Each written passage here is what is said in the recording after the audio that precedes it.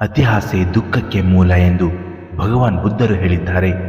ಈ ಮಾತಿನ ಅರ್ಥ ಎಂದರೆ ಮನುಷ್ಯನ ಆಸೆಗಳಿಗೆ ಕೊನೆ ಇಲ್ಲ. ಮನುಷ್ಯನ ಆಸೆಗೆ ಕೊನೆ ಇದ್ದಿದ್ದರೆ ಈ ಯುಗವೇ ಮುಗಿದು ಹೋಗಿ ಮತ್ತೆ ತ್ರೇತಾಯುಗ ಪ್ರಾರಂಭವಾಗಬಹುದು.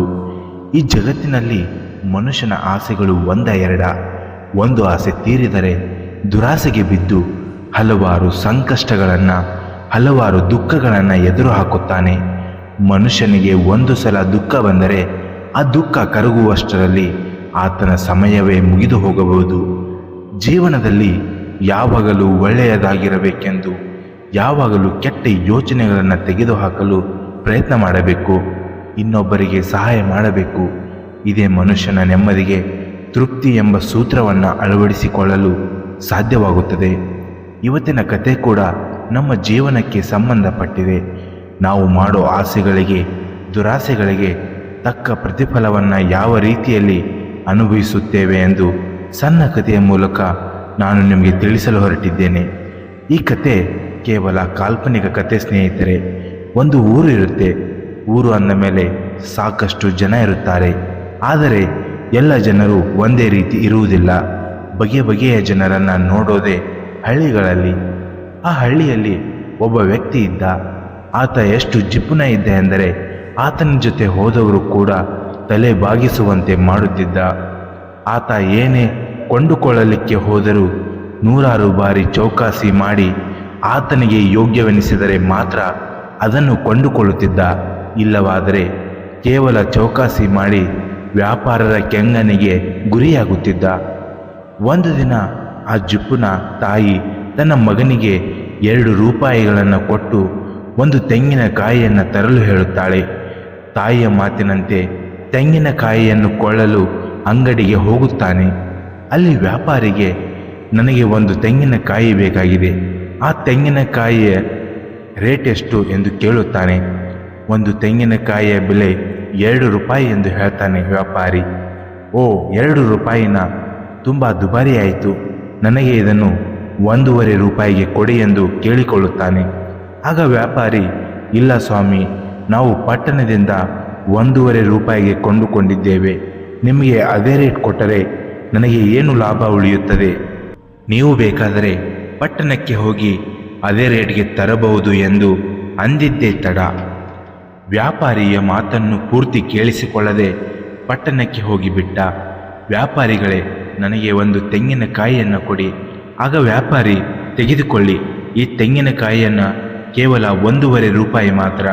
ಆಗ ಜಿಪುನ, ಅಯ್ಯೋ, ಇದಕ್ಕೆ 1.5 ರೂಪಾಯಿ, ನನಗೆ ಇದ್ದದ್ದು 1 ರೂಪಾಯಿ ಕೊಡಿ ಎಂದು ಕೇಳ್ತಾನೆ.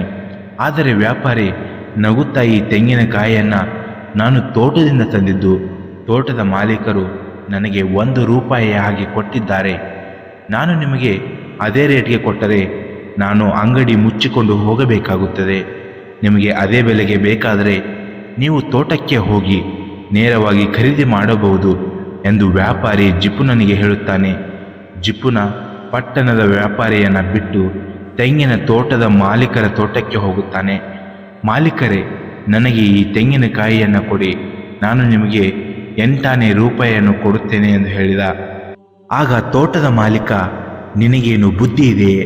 ನಾನೇ ಪಟ್ಟಣದ ವ್ಯಾಪಾರಸ್ಥರಿಗೆ 1 ರೂಪಾಯಿ ಹಾಗೆ ಕೊಡುತ್ತೇನೆ. ನೀನು ನನಗೆ ಕೇವಲ 8 ಕೊಡಲು ಕೇಳಿಕೊಳ್ಳುತ್ತಿದ್ದೀಯಾ? ನಾನೇ ಕೂಲಿಯವನಿಗೆ 1 ತೆಂಗಿನಕಾಯಿಗೆ 8 ಕೊಡುತ್ತೇನೆ. ನಿನಗೆ ಬೇಕಾದರೆ ಹಾಗೆ ಕೊಡುತ್ತೇನೆ. ಆದರೆ ನೀನೇ ತೆಂಗಿನ ಮರವನ್ನು ಹತ್ತಿ ತೆಗೆದುಕೊಂಡು ಹೋಗು ಎಂದು ಹೇಳ್ತಾನೆ. ಆ ಮಾಲೀಕನು ಮಾತು ಕೇಳಿ ಜಿಪುನನಿಗೆ ಹಾಲು ಕುಡಿದಷ್ಟು ಸಂತೋಷವಾಗುತ್ತದೆ. ಜಿಪುನ ಯಾವುದೇ ಯೋಚನೆಯನ್ನು ಮಾಡದೆ ದೊಡ್ಡ ತೆಂಗಿನ ಮರವನ್ನು ಹತ್ತುತ್ತಾನೆ. ಸುಮಾರು 2-3 ತೆಂಗಿನಕಾಯಿಯನ್ನು ಕೆಳಗಡೆ ಬೀಸಾಕುತ್ತಾನೆ. ಕೆಳಗಡೆ ಇಳಿಯಲು ಪ್ರಯತ್ನಿಸುತ್ತಾನೆ. ಆದರೆ ಆತನಿಗೆ ಕೆಳಗೆ ಇಳಿದು ಬರಲು ಕಷ್ಟವಾಗುತ್ತಿದೆ. ತುಂಬ ಭಯಭೀತನಾಗುತ್ತಾನೆ. ಏನು ಮಾಡಲು ಹೋಗಿ ಏನೋ ಮಾಡಿಕೊಂಡು ಬಿಟ್ಟೆ ಎಂದು ಮನಸ್ಸಿನಲ್ಲಿ ದುಃಖಿಸುತ್ತಾನೆ. ಭಯದಿಂದ ಬೆವರು ಸುರಿಯುತ್ತಿತ್ತು. ಭಯಕ್ಕೆ ತನ್ನ ಕೈಕಾಲುಗಳು ಜಾರಿತು. ಕಾಲುಗಳು ಜಾರಿದೆ ತಡ ಜಿಪುನ ತೆಂಗಿನ ಮರದ ಗೆರೆಯ ಕೊಂಚೆಯನ್ನು ನೇತಾಡುತ್ತಾ ಜೋರಾಗಿ ನನ್ನನ್ನು ಕಾಪಾಡಿ ಎಂದು ಕೂಗಿಕೊಳ್ಳುತ್ತಾನೆ. ತೋಟದ ಮಾಲೀಕನು ಭಯಗೊಂಡು ಕೂಲಿ ಕಾರ್ಮಿಕರನ್ನು ಜಿಪುನನ್ನು ಕಾಪಾಡಲು ಕರೆಸುತ್ತಾನೆ. ಆದರೆ ತೆಂಗಿನ ಗೆರೆಯ ಕೊಂಚಿ ಅಷ್ಟು ಗಟ್ಟಿ ಇಲ್ಲದಿರುವುದರಿಂದ ಕೊಂಬೆ ಮುರಿದು ಹೋಗಿ ಜಿಪುನ ಕೆಳಗೆ ಬೀಳುತ್ತಾನೆ. ಕೆಳಗೆ ಬಿದ್ದ ರಭಸಕ್ಕೆ ಆತನ ಕೈಕಾಲು ಬೆನ್ನು ಮೂಳೆ ಮುರಿದು ಹೋಗಿತ್ತು. ಅಲ್ಲಿರುವ ಕಾರ್ಮಿಕರು ಆತನನ್ನು ಸರ್ಕಾರಿ ಆಸ್ಪತ್ರೆಗೆ ಸೇರಿಸಿದರು. ಆದರೆ ಜಿಪುನ ತನ್ನ ಮನಸ್ಸಿನಲ್ಲಿ ಕೇವಲ 2 ರೂಪಾಯಿಗೋಸ್ಕರ ನನ್ನ ಜೀವನವೇ ನಾಶವಾಯಿತು ಎಂದು ದುಃಖಿಸುತ್ತಾನೆ. ಈ ಕಥೆಯ ಮೂಲಕ ನಾವು ತಿಳಿದುಕೊಳ್ಳಬೇಕಾದ ವಿಷಯವೇನೆಂದರೆ, ಜಿಪುನನಿಗೆ ದುಡ್ಡು ಉಳಿಯುತ್ತೆ ಎಂಬ ಆಸೆಯಿಂದ ತಾನೇ ಮರ ಹತ್ತಲು ಹೋಗಿ ಗಂಡಾಂತರವನ್ನು ತಂದುಕೊಳ್ತಾನೆ. ಅವನ ಅತಿ ಆಸೆಗೆ ಕೊನೆಗೆ ದುಃಖವೇ ಅವನಿಗೆ ಪ್ರಾಪ್ತಿಯಾಗುತ್ತದೆ. ಅದೇ ರೀತಿ ನಾವು ನಮ್ಮ ಜೀವನದಲ್ಲಿ ನಮಗೆ ಎಷ್ಟು ಬೇಕೋ ಅಷ್ಟನ್ನು ಮಾತ್ರ ಪಡೆದುಕೊಳ್ಳಬೇಕು.